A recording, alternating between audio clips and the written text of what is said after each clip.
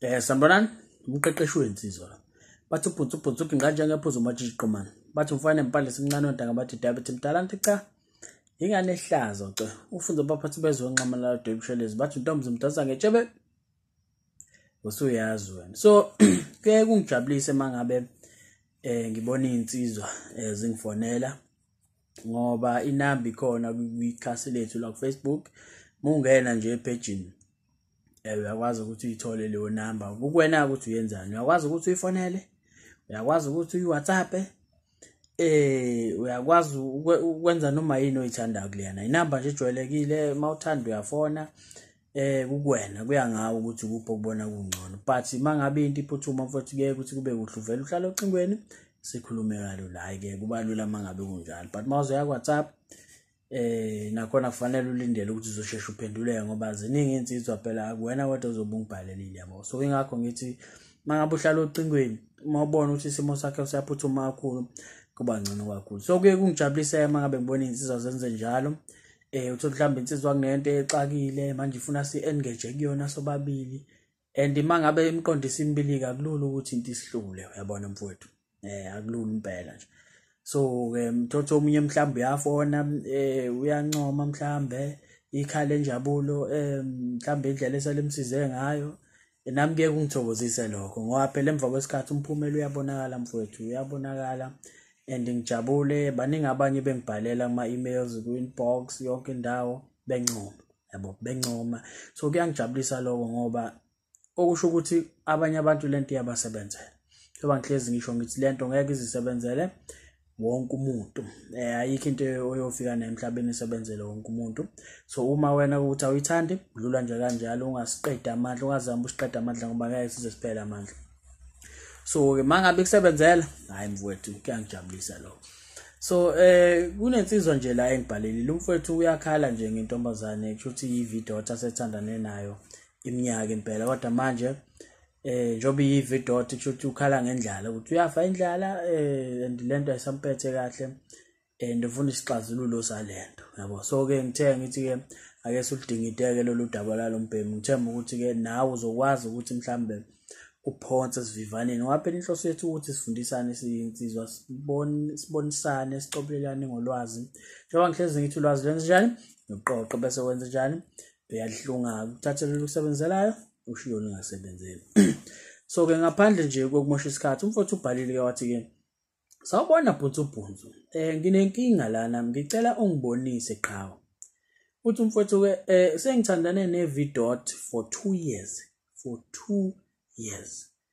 Uthi bafuke singenzi lutho, sigcine ngokuqabulana nje. Mengihlala phansi nalo ngilitshela ngemizwa enginayo njengendoda, lithi angibekezele mina sengiqedile nasesikoleni lona lisafunda umatric, siya onyakeni wesithathu manje. Mesifika endlini liyanqaba ukuthi ngithinte into yalo sigcine ngokuqabulana. Uyazi mfowethu ukuthi kungani lo muntu enqaba ukuthi umthinte? It's because akekho ready ukuthi enze lento wena ufuna ukuthi niyenze. So kubalekile ukuthi uunderstand lokho. Angifuni mina insizwa ezizifosayo kubantu besifazane ngoba leyo nto ihambe mfowethu ikudalela inkinga, yabo. Angifuni mina insizwa ezabadlengula, insizwa ezingafundisekile, abantu abangakwazi uunderstand ukuthi intombazane mangabe ingafuni ayifuni, mangabe ithi cha, yabo. Nothi umuntu ozofaka ngenkani lapha intombazane hoti ayiforce ingane agcine seyidlengula, yabo. So ke sizama ukugwema zonke izimo ezikanjalo ngoba yabona mfowethu ngeke sasakhe isizwe mangabe insizwe enjalo sagcwele la ngaphansi. So ikhala enjabulo ke leli akulona ikhaya labantu abazifosa intombazaneni. Uma umuntu echiliza okusho ukuthi le nto njani akayifuni ukuthi yenzeke, ngoba kufanele uunderstand lokho kokusiza kakhulu mfowethu. Kodwa mfowethu uthi ngithe ngiyalibonisa nje ensukwini ngathi anginankinga nokulilinda lize liqede esikoleni, kodwa lona lingitshela ukuthi angilinde lize libe na 21 ngoba lifuna umemulo nokujabulisa abazali balo. Mengithi ngibala iminyaka ekumele ngiyilinde ngithola ukuthi 5 plus nale ewu2 ngithandana nalo. ngiyinhlekisa emajitheni. Ngicela ungisize ungibonise kwenziwa njani uma kunje. So ayivala lapho kumfowethu. So yabona la mfowethu le ntombazane intombi yakho. Yake ngithi nje inenhloso ezinhle ngempilo yayo. Iyafuna ukuthi yenziwe umemulo. Umemulo mfowethu ngasekhaya into enkulu ngendlela eyisimanga. Mina wasempendle mfowethu. Wasempendle mangabe kuumemulo mfowethu kuyagidwa uba mnandi ngendlela eyisimanga kuyadliwa. Kuba mnandi ngendlela eyisimanga yabo. So lo muntu unenhloso ezinhle ufuna ukujabulisa abazali bakhe ngokuthi uyintombazane eziphathe kahle. Uyabona unama goals afisa ukwa-achieve ngempilo yakho. Ukhumbule phela ukuthi mangabe usothandweni mfethu inhloso ukuthi nikhulisane othandweni nomuntu wakho, not ukuthi nilimazane. Umuntu mangabe nezifiso ezithize ngempilo yakho wena ufike uzirape off ngenxa ukuthi ufuna ukufezekisa izinhloso zakho. Fanele u-understand lokho, fanele u-understand kokusiza kakhulu yabo. So le ntombazane inezifiso ezinhle ngempilo yayo, iyafisa ukuthi ngelinye ilanga ijabulise abazali bayo, yenziwe umemulo. Alright, ngapha uthola ipressure. Wena mfowethu uthola ipressure abangani bakho bayakuhleka. Ngiyasazi leso simo mfowethu, ngisazi kahle sokuthandana neVidot because mina ngihlanganile nawo and nje mina umuntu oyiVidot isidalo. Cha, ngiyabonga yabo because of the experience yami nawo. Ngiyabonga mfowethu yabo. So mabekuhleka into engiyaziyo leyo bayahlekana, ngiyazi khona nami engangasho ukuthi nje ngithandana nalo ngayisola nokuthi ngibatshelele because babehleka every time ngithi ngiyalibona babehleka bezibelale phansi because babazi ukuthi ngiyoqabula kuphela, ayikho enye into ezokwenziwa yabo. So izo zonke lezo zinto ezigcina ukuthi mangabe yabona insizwa mayihlangene suke kudlalwa kuhlekwa khona yonke nonsense le yabo. Wena mangabe uzothatha leyo nto leyo abakutshela yona uzolimala kakhulu yabo. Mina ke ezami ziyangazi ukuthi nginenkani ngendlela eyisimanga ngoba into mangibona ukuthi mina ngifuna ukuthi ngiyenze ngeke uzungiforce wena ngenkani ukuthi ngiyenze. So i-peer pressure kufanele uyiqaphele ngaso sonke isikhathi ngoba uyohlomeka ngempela. Uzothatha lezi zinto esizishoyo mangabe sihlangene siyinsizwa. Kwesinye isikhathi suke sikhuluma uthola ukuthi umuntu usuke edlala but ayisho into engathi uqinisile yabo.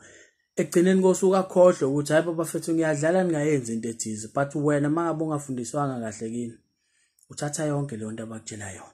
Angithi akazange esho ukuthi uyadlala, usuzoyithatha wena ifake ekhanda okanye uyimplemente ngendlela yakho bese ungena enkingeni. Uthola le nto akutshela yona akayenzi yabo. So be careful indaba yabangani, peer pressure, zonke lezo zinto kufanele uqaphele ube insizwa elayithile. Inkani ke kwesinye isikhathi iyasiza, mina iyangisiza kakhulu ngoba ziningi igameko la khona engithi mangicabanga ngibona ukuthi kube ngangibhayiza ngempela mhlambe ngabe ngikwenye indawo manje yabo.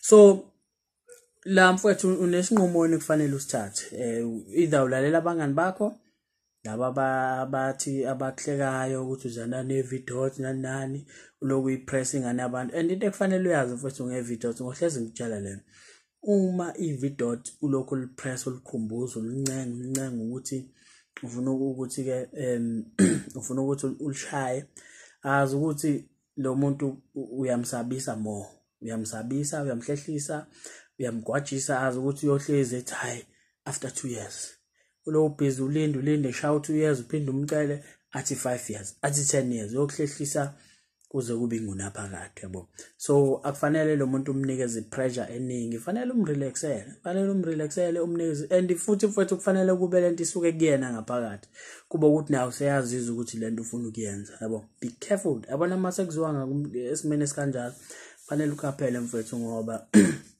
angifuni ngempela ukuthi ngelinye ilanga usuyasifosengane nabantu mhlawumbe usugcina usuyaboshwa ngeround eyodwa ngeke uzuyijabulele yabo. So baningi abantu bekingea ngezimo ezikanjalo, uthola umuntu wayiforsa naleyo round akazange ayijabulele but uthola ukuthi ke egcineni kosuku umuntu useyaboshwa yabo. So uma nje umuntu eyiVidot kufanele umrelaxele kuze kube ukuthi uyena ufuna ukuthi niyenze leyo nto, ngoba mangabe kuwena mhlambe enye insizwe yokutshela indlela ongamtrigger ngayo, well mhlambe uzoba successful uyididisa ingane nenze nikwenzayo niqede. But the question is mangabe seqedile ingqondo izobuya kuyena ukuthi hayibo wabuthatha ubuthi bami, wabuthatha uvirgin bami wabuthatha umntombi bami yabo uzobuya uzokukhala inyembezi laphambi kwakho. So mangabe sekhala mfowethu kade nama goals amahle ngempilo yakhe ukuthi ufisa ukwenzela umemulo, ufisa ukujabulisa abazali bakhe, mangabe sekhala la usubuthathile lo video awazi ukuthi uzokwenzani and awazi ukuba ukuthi abazali bakhe reacta kanjani. So lento kufanele ukubuka ukuthi niyavumelana naye then mangabe se ready mfowethu then uyobe se ready naye esefuna, but not when lokhu umnikeza pressure ngoba ngeke kokuthatha u10 years wonke yabo. Lo 10 years uyofika enye insizwa esazi isitori sayo yazi ukuthi ividota ulokhu lipress umnenga afike mhlambe within 3 months alibhekise phezulu yabo. So be careful mfowethu, kumsebenzi wami njengomqeqeshi wakho ukuthi ngivula amehlo ezimini ezikanje. Ungakade abangani bakho bakuhleka ngaleso sikhathi nindawona, but emva kwesikhathi konke kuyadlula lokho yabo. But mangabe uzolalela bona angifuni uhlomeke kuyabo usuyayisola. And lo muntu usase high school tekufanele uyazi usase high school usayengane. Mawusase high school ke mina ngithatha njengengane and angifuni ukuthi umethise kuyabo usuyamethisa umuntu usummoshela ikusasa lakhe okwawena njengoba uthi usuqedile isikole azazi mhlawumbe ukuthi ukuphike nempilo okanye usenyuvesi noma ukuphi la ukhona. But nje mfowethu ukutatazela mfowethu kuyahlomekisana kakhulu, kuyekuthiwa indlela ibuzwa kwabaphambili. So ngiyakutshela mfowethu unganaka abangani bakho abakuhlekayo, le ngane iyokunika yona mangabe si ready, but nje ungaziforce mfowethu kumuntu ongakabe ready ngoba umphumela awukho muhle. So ngakujabulela mfowethu nawe mangabe uthi ubuka le video ngizombono wakho ukuthi mfowethu angasizakala kanjani, but nje mfowethu emboneni wakho nawe ukhumbule ukuthi inhloso ukuthi sisizane ngabe ukuthi siyahlomekisana, umuntu wenza into azozisola ngayo egcineni yabo. Ziningi mfowethu intombi la ngaphandle usazoyidla lento, usazoyidla incancathi, uzuyidela uzuyibalekela yabo. So akufanele kube ukuthi ubambe kogibeni le round eyodwa lo muntu obengekho ready ngenxa yokuthi wena usifosile ke. So izime kanjalo efanele siqashisane njengoba kuthethe usazo abanye uzobajikise ubadakhele because lento yobisiza ngamawala kwena. Usazoyidla ungatatazeli, usazoyidla strong. Isidingo sokutatazela asikho. So ngiyathemba mfowethu ukuthi uyawuzwa ke lo mlayezo. Mangabuzwa nje mfowethu into encane ongayenza ukuthi ucomment, ulike ivideo, usubscribe kwi-channel ukuze mina nawe sizoqhubeka sifundisana. Mangabe ufisa ukuzombona umqeqeshi othizwa ngodaba lakho ungangibhalela kwi-email. Sinayo i-email yaleli khala Njabulo. Asikho perfect amaphutha siyawenza, but ekwenzeni wethu amaphutha siyafunda kuona lo maphutha. Ungangibhalela kwi-email or ungaya Facebook ufike ubhale kwi-inbox ukuwena mfowethu. Lokho kulula kuwena kwenza. Uma uthanda umfonele ngiyatholakala insizweni eningi ke zihlezi zingifonela. Siyakwazi ukuthi sikhulume nazo ecingweni or WhatsApp. Inamba iyatholakala ku Facebook. So ngiyathemba mfowethu ukuthi uzokwenza ngendlela efanele and ucabange. And mawuthatha isinqumo mfowethu kubalekile ukuthi ungazicabangeli wena kodwa ngoba kukhona abantu bakini abakuthandayo. Not abakini kuphela, kukhona abanye abantu abasondelene nawe abakuthandayo. So uma ngabe uthatha isinqumo ke kufanele ubacabangele nabo, ungabi selfish kube ukuthi uzithathele isinqumo wena wedwa baconsider bona ngoba ukulimala kwakho, ukuboshwa kwakho usuyibambe ngenkani ingane kade ingakabe ready kuyoba inkinga nakubona nothi kuwena kuphela. So kufanele yabona mangabe uqhamuka kwipoint lendlala lokuthi mhlambe inkomo into ongayazi, then ugcina uwenza izinto mfowethu nawe uzogcina usuyisola ngazo. Njengoba kutshela lento usazoyidla, usazoyinqanqatha, usazoyidela, usazovusa ebusuku unqabe ukuvuka ukhathele, ngiyakutshela kusazokwenzeka. But wena ebalekile ungatatazeli. Uma umuntu engekho ready ungalingi ungazivusi, linda nje. Umuntu mangabe sayividot intombazane iyakwazisa mangabe yabona mangabe uyiqina khohlwa ukuthi uzoyithola, khohlwa yabo. Umuntu osheshayo ukuthi elivule ilo wazi ukuthi relaxele, I'll understand. Nalo liyakwazi ukuthi ke li relax mangabe linaye yabona lizizwe likhululekile. But wena mangabe uhlezi uliqina